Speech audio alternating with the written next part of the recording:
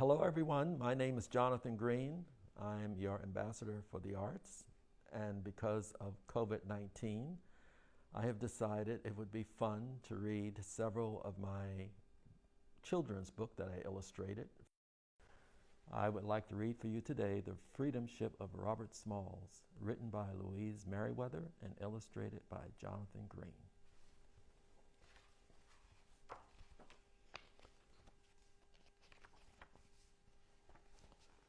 This book has been dedicated to the Jenkins clan of South Carolina because Mrs. Meriwether is from South Carolina. Here we go. Robert Smalls sat on the high seat of the carriage next to the black coachman. He was 12 years old and determined not to cry. He had promised Mama. From inside the coach, the slave master, Mr. McKee, gave the signal to start. The carriage rolled forward. Robert was on his way. In the spring 1851, and Robert was leaving Beaufort, South Carolina, where he had been born a slave. He was going to work in Charleston to make money for his master. Mama stood in the dirt road waving goodbye. "Be sassy with your work, but not with your tongue," she called out to him. "Yes, Mama," he replied. Robert knew what Mama meant. Be good, work hard, and make a lot of money so Mr. McKee would not sell him. The carriage rattled past Mr. McKee's cotton fields. Some of the slaves straightened up and waved slowly. Robert waved back, then turned around for the last look at Mama.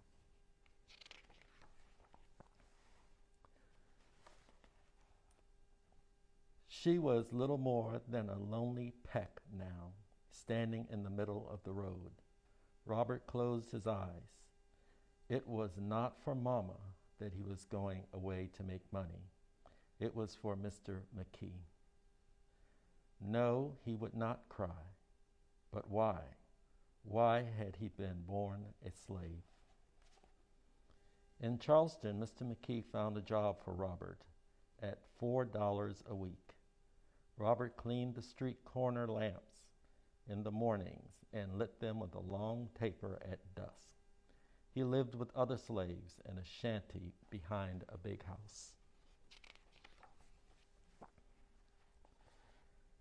Mr. McKee, seeing Robert settled, returned to Beaufort. Life in Charleston was interesting for Robert. He had never before been in a big city, and he liked to mingle with the noisy crowds. But the part he liked best was talking to black men who had been able to buy their freedom. Moses the carpenter was not free, but he could read. He thrilled Robert with tales of Nat Turner, Denmark Vesey, and others who had rebelled against slavery. He read to Robert from a newspaper written by Frederick Douglass, a former slave. Frederick Douglass had escaped to the north and was now fighting for freedom of all slaves. Often Robert sat by the seawall in Charleston and thought about Frederick Douglass and other freed black men. They could learn to read and write. They could keep the money they earned. They could live where they wanted to. No one was their master. One day Robert promised himself he too would be free. 3 years passed. Robert worked on many jobs for Mr. McKee. He unloaded ships at the dock. He learned to make sails and attach them to the mast. When he was 17, he met a lovely young slave girl, Hannah Jones, in church. Hannah worked as a maid in the hotel. She paid her wages to her master as Robert did. Robert and Hannah soon fell in love, and with the permission of their owners, were married on December 24th, 1856. A year later, their daughter Elizabeth was born. Robert held the baby in his arms, marveling at how tiny and fragile she was. But his wife and child were owned by a white man, Samuel Kingman. He could sell them away from Robert at any time. This thought kept nagging Robert.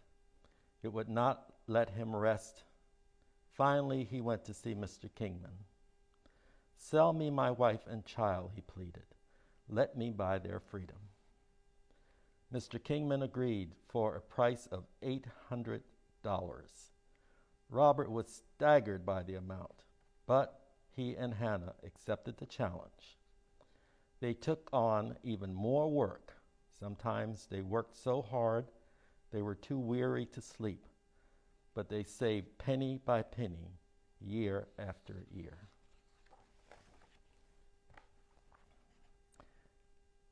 Then, in 1861, the Civil War began. Robert was secretly on the side of the North, because in the North, black people were free. However, he was made to work for the Confederate Navy as a wheelman on a gunboat called the Planter. The captain of the Planter and his towmates were white. The rest of the crew were slaves. Robert grew impatient. He and Hannah had saved $700, yet there was no freedom in sight. His family had grown to include a son, Robert Jr., whom he would have to buy. The price of freedom had gone up. He had to think of another way. Charleston was too well guarded for him to escape by land. But what about by sea? 3 forts had their guns trained on the harbor. Why couldn't he capture the Planter and sailed her right past those guns? The Northern fleet was anchored 7 miles outside of the harbor. Freedom was only 7 miles away. Robert discussed his plans with the slave crew of the Planter, and each man was eager to join him. They decided to take their wives and children with them. If anything went wrong, they would blow up the ship and die rather than to be captured. On May 13, 1862, Robert Smalls made his move.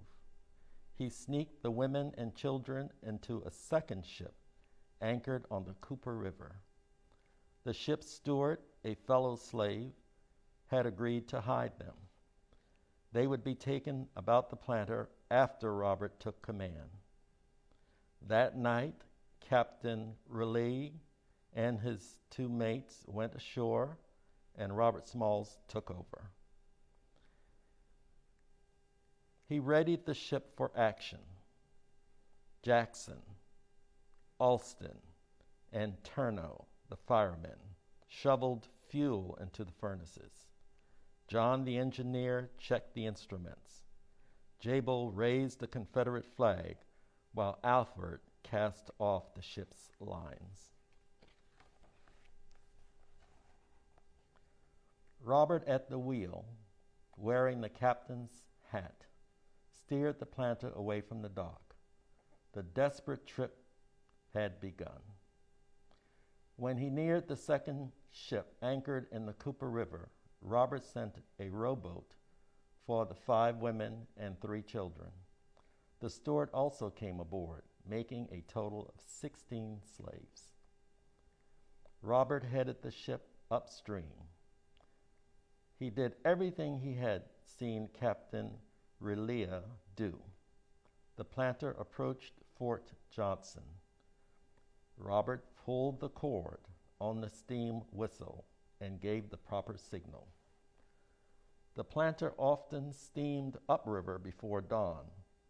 There was no reason for the sentry on shore to think this time was any different. The sentry yelled, "Pass the Planter." Fort Moultrie came next.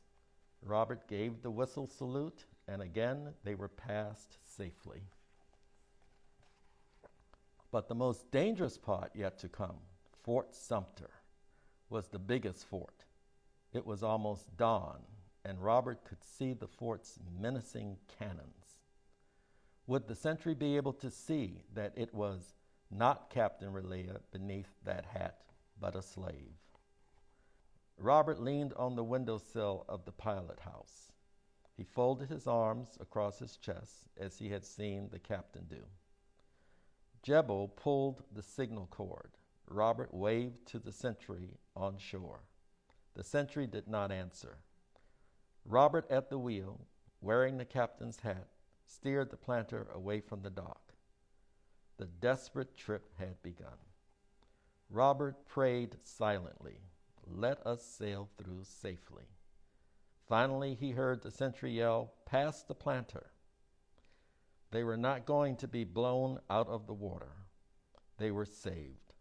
Robert piloted the ship past the fort's huge guns and out to the open sea. By the time the sentry realized something was wrong and fired guns, the planter was out of range. The crew and their families crowded to the rail.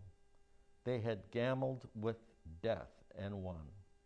Robert and Hannah looked at each other and at their children. They were free. No longer would they have to call any man master. They were free at last.